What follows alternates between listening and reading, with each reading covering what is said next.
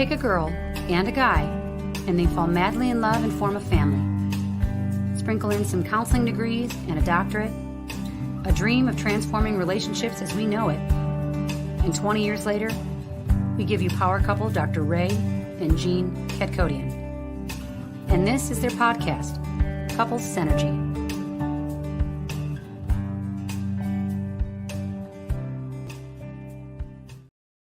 Hello and welcome back to another episode of Couple Synergy with Dr. Ray and Jean. Hi, I'm Dr. Ray. And I'm Jean, and this is our podcast about love, marriage, and relationships.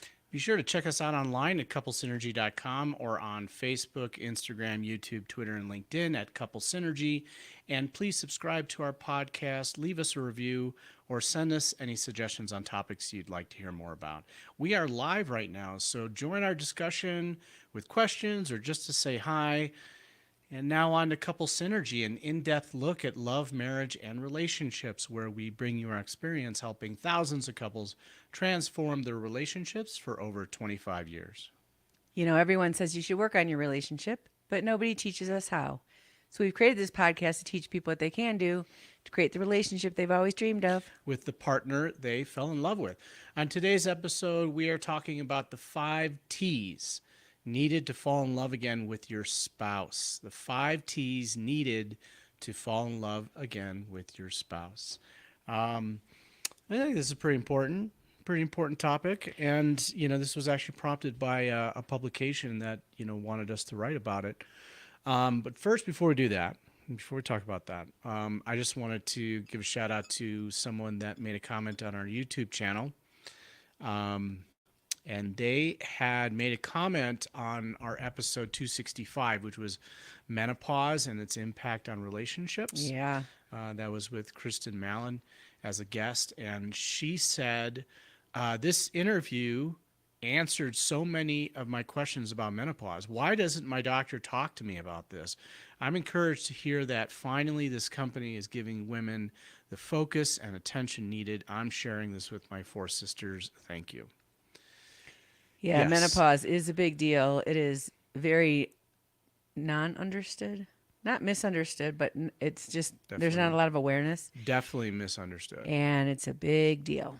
It's a really big deal for your relationship. So thank you for that. We will bring you more of that kind of content because we know it's a big deal. Absolutely, it is. I also wanted to let people know, I mean, we're kind of, this podcast has been growing and growing and growing over the years. We're at over 340,000 unique downloads, and we are also in over 140 countries, which is really a cool thing, you know, to say, because this has just grown organically. It's grown. We're going on our 5th year. Wow. That's actually a pretty big deal. Yeah. You know, and you know, it's really grown because of, you know, the audience out there and you know, your interest in the topics that we have been talking about. Keep in mind that you could always email us at contact@couplesynergy if you have any questions or if you have any comments, or also if you have any topic suggestions. It's really important for us to get that feedback so then we can kind of tailor our content to, you know, what the general public wants to hear and wants to know about. You know, also, I don't think people know they could work with us. Yeah, probably. We do coaching for couples, and it's always interesting when, you know, we know people have been listening and then they're like, really, we could work with you? We didn't know that. So yes, we still take on couples as clients. So if you do want to do some work, let us know. Yeah.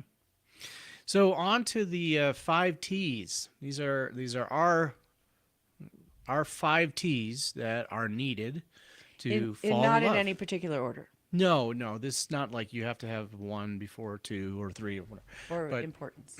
Or importance, right. And so these are needed to fall in love again with your spouse. And, you know, the publication wanted us to write about, you know, a marriage that has gone cold, you know, so things have just become stagnant in your relationship and your marriage, and you know, maybe your priorities have been kind of misaligned, and now you are giving more energy and attention to work, or giving more energy and attention to kids, or whatever that is. And these T's necessary T's, necessary And truths. they will be familiar because you did them when you were dating. Uh-huh. You Yeah. did them when you were falling in love.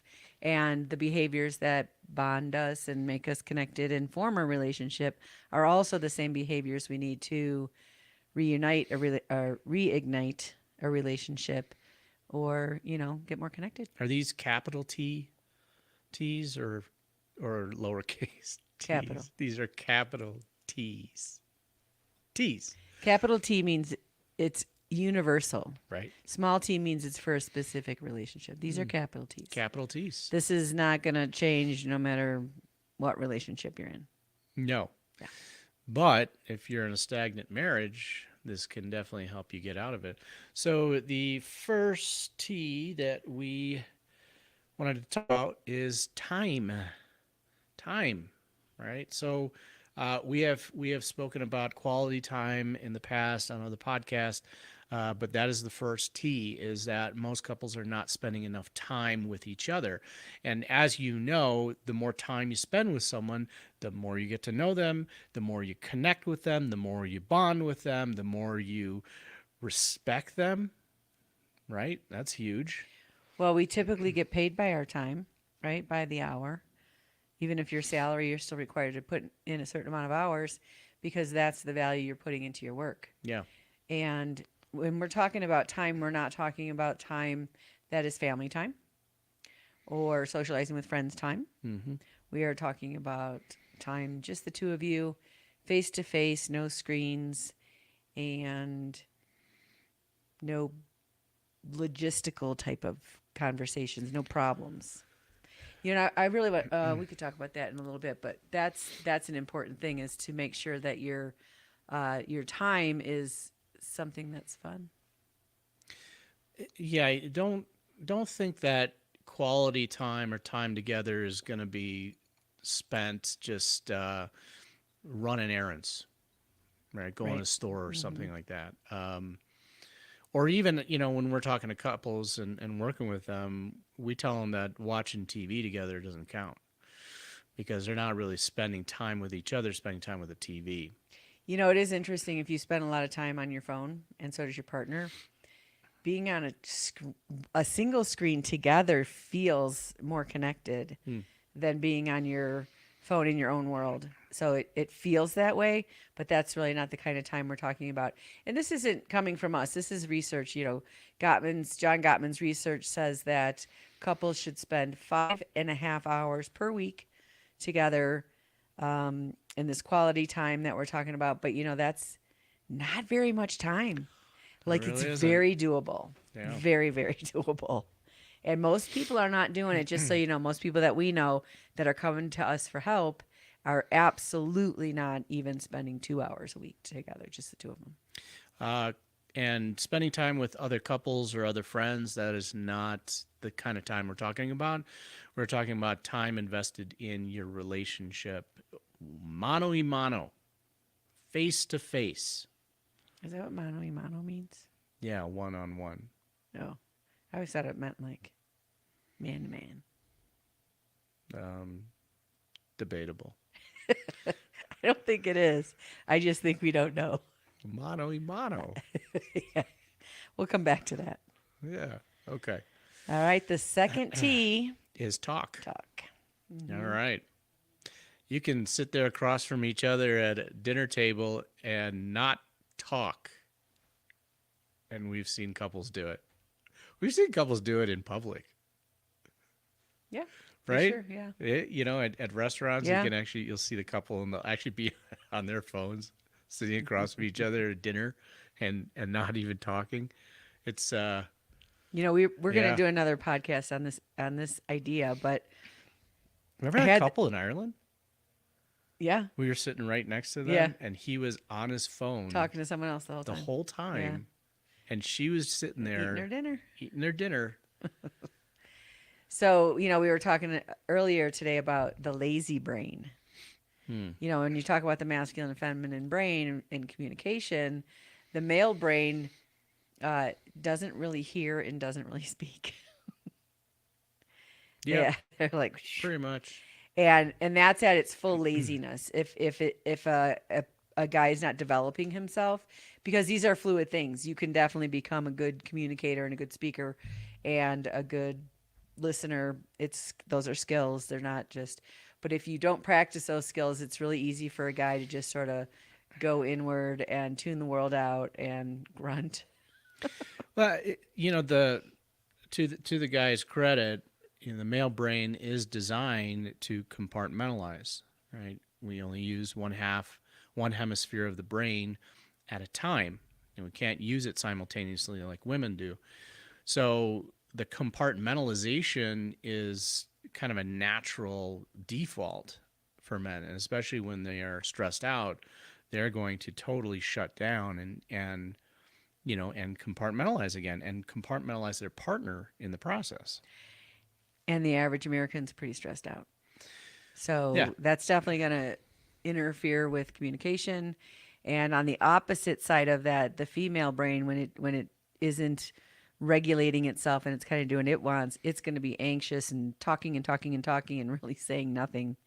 And that makes the guy tune out. So this is a double-edged thing where both people have some work to do on this. And what's really good to do with talking is make up questions. And they can be about anything.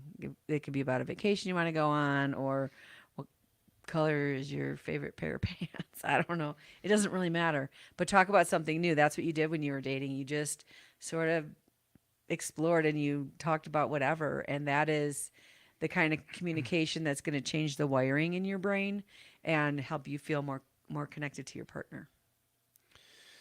Yeah. Not talking about problems and groceries.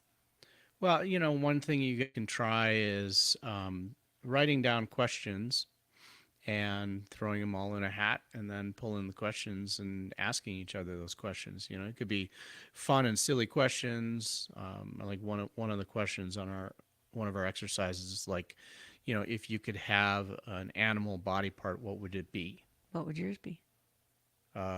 Wings. That'd be cool. Like bat wings, or would you do like eagle wings or okay, chicken wings? I guess no, not chicken wings.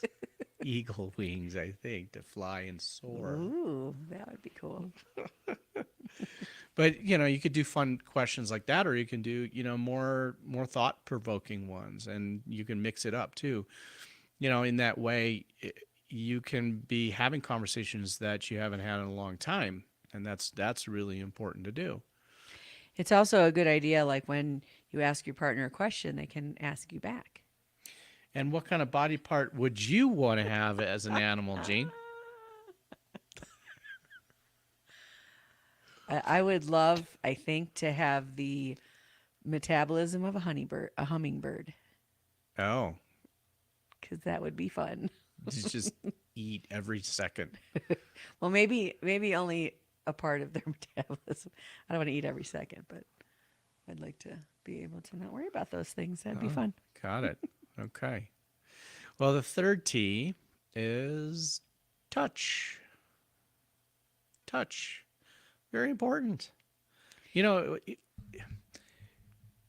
One thing we know is really important is holding our child, right? And our dogs.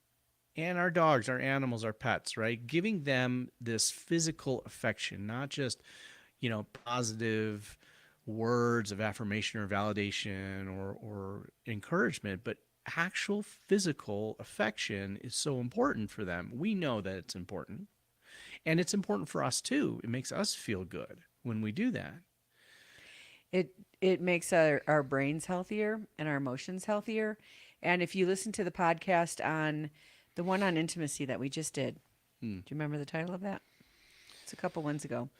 And we had a woman on, and she was talking about that women need, was it 90 minutes? 90 minutes. That was a long time, I think. 90 minutes is a really long time. That's quite a long time. Of touch to have a good sexual experience. People can't even do 5.5 hours of quality time per week.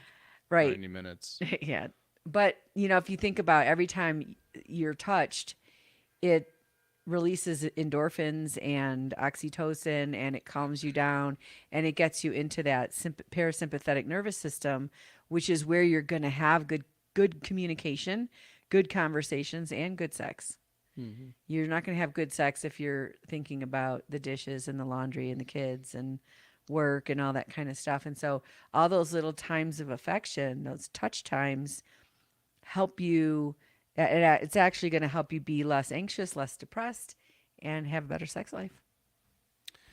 Touch, touch. Um, and I Trust. think that's kind Yeah. of self-explanatory for a lot of people. Yeah, I should be touching my partner. I Unfortunately, we do should have to remind people, I should hold hands. I should show some type of physical affection. and But some people can be very triggered by affection. oh, of course, I mean, obviously, sexual intimacy, emotional intimacy, physical intimacy, it brings up a lot of insecurities for us and a lot of vulnerability. That Hmm. a lot of people have, really bad histories with. We would recommend that if you are having affection with your partner and you feel uncomfortable, to talk about it. So we're getting the talk and the touch in right at the Talk same and time. touch. And if you're really dysregulated, it's really cool to listen to your partner's heartbeat, because dysregulated emotions need rhythm. And that's how we get back to regulation, is through rhythm. And so if you're listening to your partner's heartbeat and you're breathing and you're calming down, and then you can talk about what comes up for you during that, and that's how you're going to heal that, Mhm. as opposed to just white knuckling through it. The next one, so this is now number 4, is trust. And trust seems again another self-explanatory one, but trust is very fragile. And over a long relationship, over a long committed partnership, trust is going to be broken. It's going to be violated. That is not an if, it's a when. That is something that happens in a relationship. Now, we're imperfect beings, so we're going to make mistakes, right? So the goal in every relationship is to fix it, to mend, to bond together, to grow together, and to fix the trust that has been broken, throughout the years. And this can be, over the smallest little things. It doesn't have to necessarily be about really big ticket items that we're talking about here, but it could be just about little tiny things, not saying what time you're coming home, that kind of thing, or coming late, or, promising something that you're going to get something done and not doing it. Yeah, if you want to use small t and capital T for this one, Mm-hmm. right? So, capital T trusts are big things like betrayal and uh, hiding money, whatever. Look at our episode on the blue flags. Those would be the big capital T trust, and the red flags for sure. But the small t flag, the small t trust could be walking past your partner, not saying hello, or getting yourself a cup of coffee and not offering one to your partner who's sitting right there. It's those little tiny slights of thoughtlessness, because we're busy, we're in our own worlds, we're thinking our own thing, but it registers for the person that's being left. And that's an interesting thing. When you're the one that is focused in your own world and you're not being conscious or considerate of your partner, you don't know you're doing it, Mm-hmm. but your partner knows in a really big way. And over time, they just stop expecting anything from you, and they stop reaching out, and they stop talking about it, and they really stop trusting you. And it isn't because they think you're going to leave them or cheat on them, but they just really don't feel like they could really count on you, like you're really present and aware. And for a human being, that's where our anxiety increases. We're always sort of kind of looking, especially the female brain, like, are we safe? Is everything okay? And if you're forgotten about pretty regularly on these small ticket items, that ends up being a big thing over time that can actually lead to divorce in couples that have been together a very long time, that thoughtlessness. Yeah, yeah. You think about, company icebreakers where they do trust falls, and you fall back and, you are trusting the fact that your coworkers are going to catch you, in a relationship and committed partnership. If every time you go to depend on your partner for something, they're not there, then you learn this pattern of, not being dependable, and this pattern that you can't count on them. So now you start really just looking at yourself and what you need to do to self-sustain, right, and to survive. And you stop looking at your partner as someone that you can that you need. that you need, Yeah. right, right, And then you'll probably also move into not really want them around because they because don't offer much value and it right, hurts. why should you, right? Yeah. So that's a really big one, and it really requires us to be mindful. And another thing I learned on that podcast about or the meditation podcast, she talked about when you're in the parasympathetic nervous system, you're thoughtful, you think about others, you're considerate of others. When you're in the sympathetic nervous system, when you're stressed, when you're overwhelmed, when you're thinking about a million things, you're thinking about survival, you're thinking about yourself. And if you are a couple that is almost always stressed out, and we hear this a lot. There are so many very stressed out people in this world, especially people that have younger children that they're trying to raise and manage careers and all the things that go with it, which everybody has to do. Everyone that has a family has to figure out how to give to their kids, give to their physical surroundings, and hopefully give to each other and themselves. Mm-hmm. And so that if you go back to the idea of touch and giving little boosts of that oxytocin, not oxycontin, that's the drug, oxytocin, Yeah, then you're helping each other stay in a calmer place. You're bonding more, and it ultimately will lead to you being more considerate of your partner, and they're going to trust you more. The last T of the 5 T's needed to fall in love again with your spouse is togetherness. Ooh, that's like a 4-letter word, only it has a lot more, but I'd have to count them. It's not like a 4-letter word. It is. Because a lot of people think I'm independent. I don't really want my partner knowing my business. I'm going to take trips with my friends. I'm going to do all this stuff on my own. And they're not as inclusive as would be beneficial for the relationship. Mm. We hear that a lot. Yeah. Yeah. And, we did do a podcast about creating together, Mm-hmm. creativity, and how that's really important for a marriage. And, excuse me, it's also part of togetherness, right? Because togetherness is doing something together, experiencing something together, learning something together. When you come together as a team, there's another T. When you come together as a team, then, you start to build this bond and you nurture that bond. So many couples, they live these like really separate parallel lives, where they are really not aware of what their partner is doing.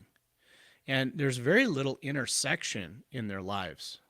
People think it's an insecurity to want to be with your partner. We get asked that question a lot because we've always worked together since we met. We met at work, and we've always worked mostly always worked at the same places, and then started a company together.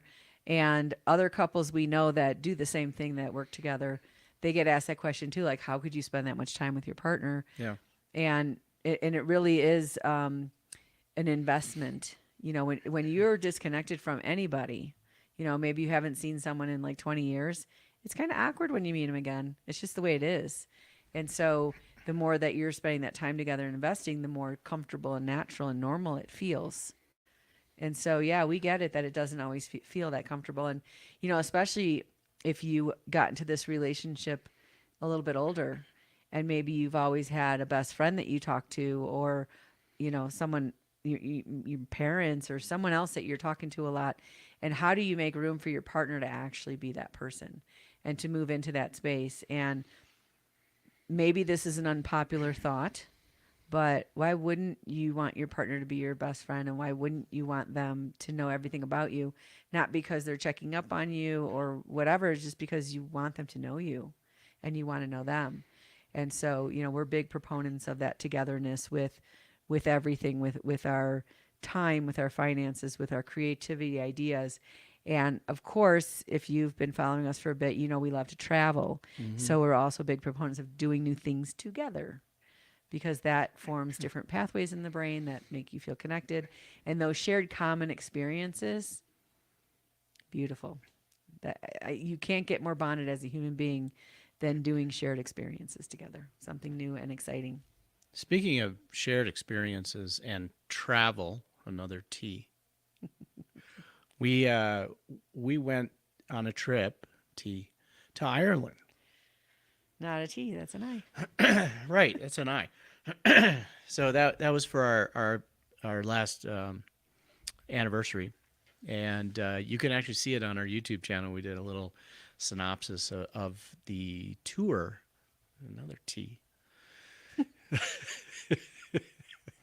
Now I'm going to be thinking about. It's too much. I am going to be thinking about words that start with T all day now. So, did we cover togetherness pretty good? Yeah. I think we did. And you'll notice that this is the stuff you did when you were dating. And you'll notice that if you're not doing it, that bond that you have is getting weaker and it's withering and needs to be fed. And you can change it instantly. Like if you're listening to this, if your partner's in the room, go hug them. If they're not in the room when you get home, touch them. Yeah, if they look Talk at to you 'em. like you're weird, like what are you doing? Then you know that it's something you should be doing. Right. Okay. Remember, so the synopsis of the 5 T's: needed to fall in love again with your spouse. Time, talk, touch, trust, and togetherness. So that is that's all we got for today. Yeah. The 5 T's. I want to thank you all for joining us today on Couple Synergy. Our passion is in helping couples and people have happy and healthy relationships, and this podcast gives us a fun way of bringing our knowledge and expertise to you, our listeners. For all of you listening, please let us know how you enjoyed the show. The reviews are absolutely invaluable for us. You know, we really like to hear the comments from people and your questions or topic suggestions. Any of that, you could just comment on any of the platforms that we're on, but also you can email us at contact@couplesynergy.com. If you also want to be considered as guests on our podcast, you can email us at contact@couplesynergy.com. For more information about Couple Synergy and our programs such as Relationship 101, the home study course, which you can get on our website, the next Couples Relationship Enhancement Weekend, which you can find out more also, and our premier couples coaching program called Couple to Couple. Look us up online at couplesynergy.com. And if you know someone who could benefit from this episode, please download it and share it. And thank you for listening. Until next time, synergize your life and synergize your love. You have been listening to Couple Synergy with Dr. Ray and Jean Ketkodian. Couple Synergy was recorded, edited, and produced by Dr. Ray and Jean Ketkodian. Voiceover and music entitled Breathe and Let Go was recorded and composed by Gina Gonzalez.